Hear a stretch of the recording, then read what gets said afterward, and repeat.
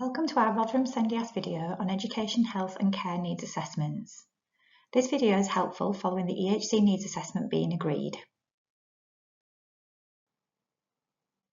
Before we get started into the detail, it's important to know that the information within this video is from one of three places: the SEND Code of Practice 0-25, which is statutory guidance, the SEND regulations, and the Children and Families Act. The entire EHC process should be a 20-week process. This particular part of this video will focus on from week 7 to week 16, which is when the assessment has been agreed at week 6, before an EHC plan has been decided to be issued or not. There's actually no timescales for the assessment to have taken place. However, as there are timeframes for other aspects of the process, a decision on whether to issue an EHC plan or not would have to be made round about week 15 or 16.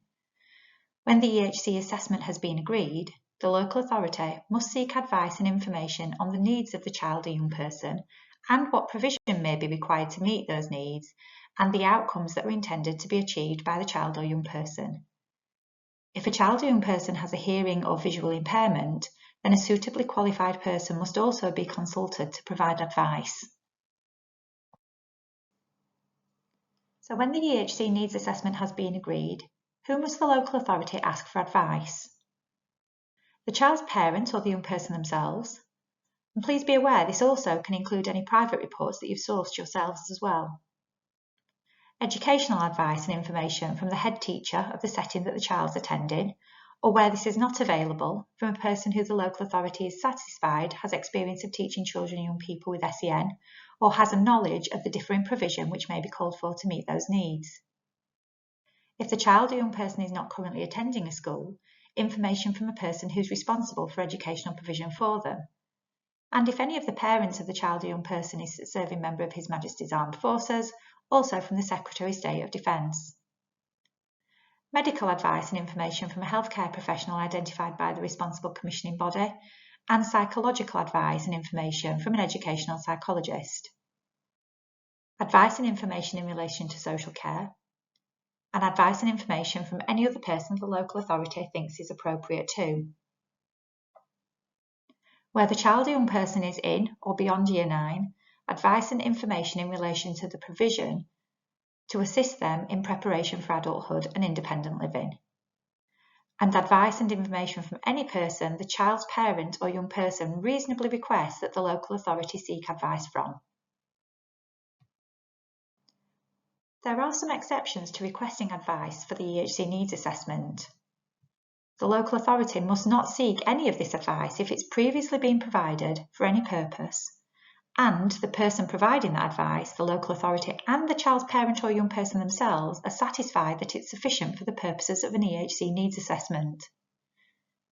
Some points which may lead to a party not being satisfied could be that the information is old, it doesn't identify needs, doesn't mention outcomes, and doesn't specify or isn't sufficiently detailed for provision and whether the provision is quantified.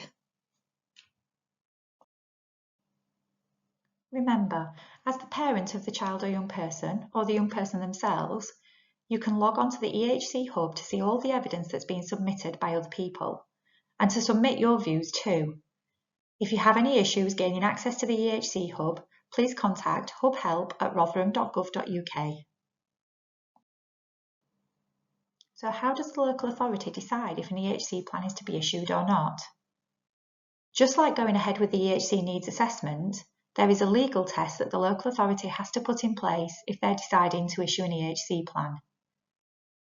That legal test is where, in light of an EHC Needs Assessment, it is necessary for special educational provision to be made for a child or young person in accordance with an EHC plan. The local authority must secure that an EHC plan is prepared for them, and once an EHC plan has been prepared, it must maintain the plan. By week 15 or 16, there are only two outcomes the local authority can share. Either an EHC plan will be issued, and if that's the case, they will issue a draft plan first, or the local authority will notify the parent or young person that they've decided not to issue an EHC plan at this point. If the decision is that they won't issue an EHC plan, then you will be informed of your right of mediation and appeal. Again, take a look at the EHC Hub, as this is where you will find this information.